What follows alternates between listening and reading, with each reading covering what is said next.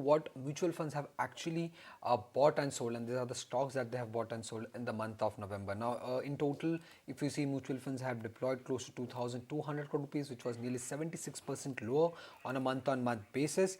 And sector-wise, if you see, they have added exposure in financial service and oil and gas, and they have reduced exposure in discretionary and auto ancillary. Also, the cash levels of mutual funds have come down to around 4.6% of AUM from 4.9%.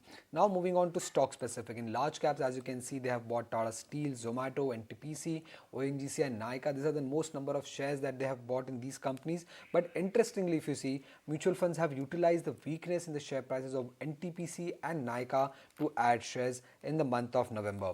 Now in the mid cap space, if you see, among mid caps, despite a 51% run up that we have seen in Union Bank share price in the month of November, mutual funds have bought more shares in this bank, while in case of delivery, mutual funds have used the decline to add more shares or add more positions in this company. Also, we have seen the selling in Indian Hotel coming in from mutual funds, and this was one of the stock which was added in the MSCI index.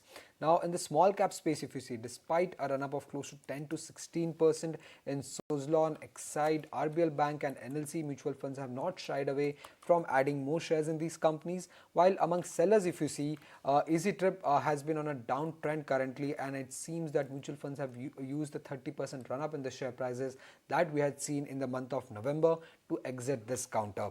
Now another data point that we should keep an eye out for is where most of the funds have been going of mutual funds in the last 3 months, because that gives us a trend in which stocks they have been investing. Now in large caps, they have been adding HDFC Bank, HUL, Bajaj Finance, Asian Paints and Nestle, and they have reduced a stake in ICICI Bank, LIC, Wipro, Grasim and Varun Beverages. And when it comes to mid-cap, the highest additions have been in Balkrishna Industries, Astral, Alchem Laboratories, Star Health and Tata Communications, and they have reduced exposure when it comes to Aurobindo Pharma, Oracle Finance, Lind India, Aarti Industries and Thermax. And when it comes to small cap, lastly, they have been adding continuously Tejas Networks, Balaji Amines, Finolex Industries, GNFC and Cyient, while they have reduced exposure in GE Shipping, Eris Life Science, Rights, MedPlus and Lemon Tree.